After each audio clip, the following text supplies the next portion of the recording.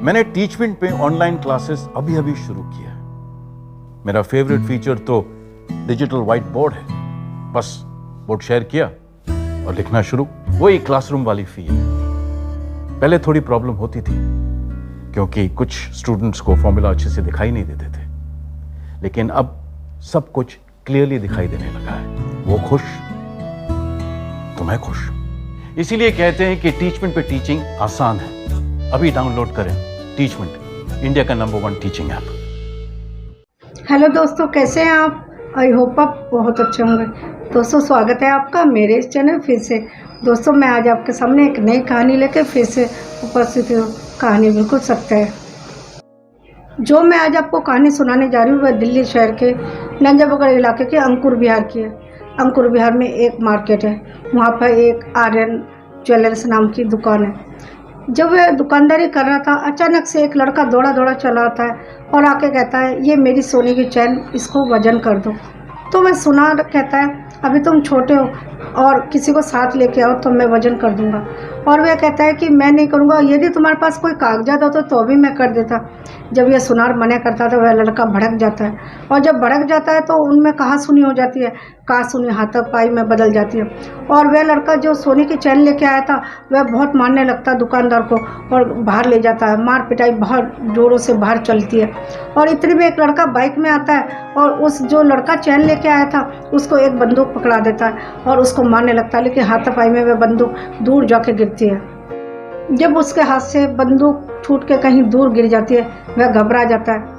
जो लड़का बाइक लेके आया था, बंदूक लेके आया था, वह उसके साथ बैठता है, दूर कहीं निकल जाता है और गायब हो जाता है। इतने में पूरे जो दुकानदार थे उनमें दहशत फैल जाती है। सारे लोग इकट्ठा हो जाते हैं और ये सोचने लगते हैं कि ये लड़का गया कहाँ, उसका पीछा करते हैं, लेकिन उसका कुछ पता नहीं चलता।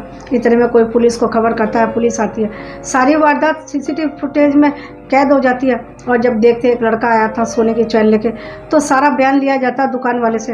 दुकान वाला सारी घटना बता देता है और कहता है कि मैं क्यों चैन का वजन करूं, मुझे क्या पता है वह छीन के लाया या चोरी करके लाया, मुझे तो नहीं पता था। पुलिस वाले को ये सारी बयान देता है, मैं तो नहीं कर सकता था।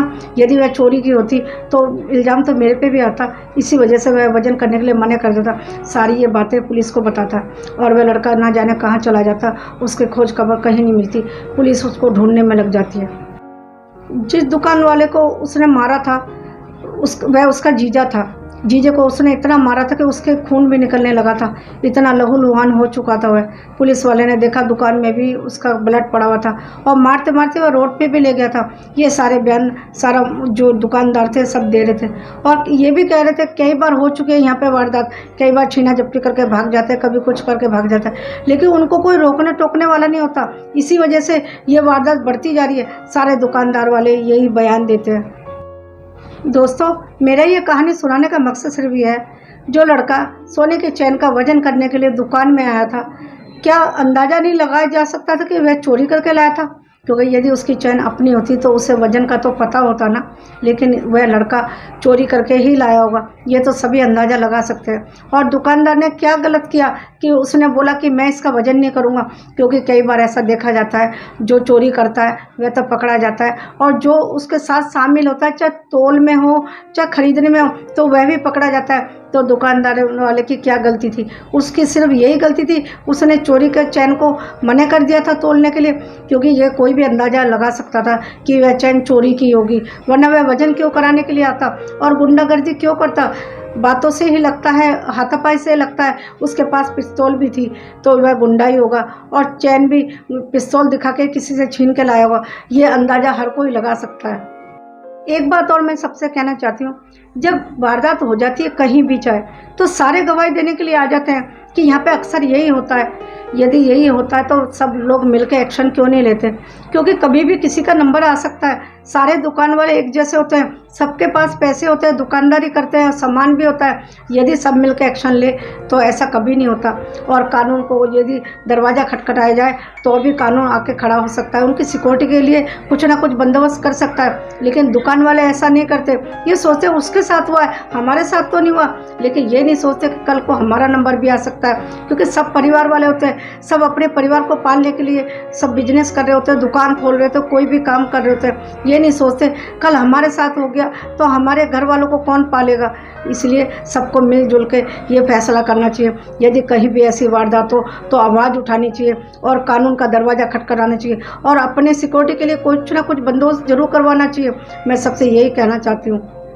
और एक बात और, आजकल के लड़के इतने अपराध करते जा रहे हैं, खुलेआम चक्कू बंदूक निकाल लेते हैं, किसी को कुछ समझते ही नहीं, जैसे गाजर मूली काटते हैं ऐसे इंसानों को काट देते हैं जिससे उनकी कोई कीमत ही नहीं है। इसलिए मैं सबसे यही कहना चाहती हूँ, हमेशा आवाज़ उठाएं, क्योंकि यदि आवाज़ उठाएंगे तभी वे डरेंगे, कहीं भी आने से डरेंगे कि ये सब एक है। यदि हम कुछ भी करेंगे तो यदि किसी के दुकान में एक गुंडा आ जाता है और उन्हें लगता है कि थोड़ी सी बहस चली है तो दूसरे दुकान वाले को आके उसका साथ देना चाहिए, तभी वे गुंडे डरते हैं, वरना वह सोचते हैं इनके साथ तो कोई भी नहीं है और वह अपनी मनमानी करते चले जाते हैं। इसलिए मैं सबसे यही कहना चाहती हूँ, चाहे दुकान हो, चाहे मोहल्ला हो, चाहे कहीं भी हो, एकता बनाए रखें और एक दूसरे का साथ दें, तभी यह अपराध कम हो सकता है। क्योंकि आजकल अपराध बढ़ता जा रहा है, छोटे छोटे उम्र के लड़के अपराध कर रहे हैं, चाकू और बंदूक ले लेके घूमते हैं, और यदि कोई कुछ भी कह देता है या ऐतराज़ करता है तुरंत चक्कू मार देते हैं या बंदूक मार देते हैं। इसलिए मैं सबसे यही कहना चाहती हूँ, यदि किसी के संग भी ऐसा हो तो मिलजुल के काम करें,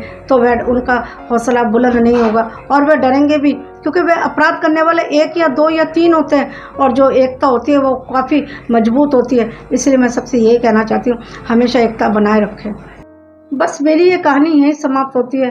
मिलती हो अगले वीडियो में। यदि आपको मेरी ये कहानी पसंद आई तो एक लाइक और शेयर कर दीजिए, और यदि आप मेरे चैनल पर नए हैं तो सब्सक्राइब भी कर दीजिए, और हाँ, बेल आइकन को भी प्रेस कर दीजिए ताकि अगले आने वाली वीडियो आप तक पहुंच सके। और कमेंट तो ज़रूर कीजिए, मुझे आपके कमेंट का इंतज़ार रहेगा, और आपके कमेंट से ही मुझे मोटिवेशन मिलता है, और आप मुझे कमेंट करेंगे तो मुझे बहुत अच्छा लगेगा। मिलती हूँ अगले वीडियो में एक नई कहानी लेकर। अपना और अपनों का बहुत ध्यान रखिए। नमस्कार।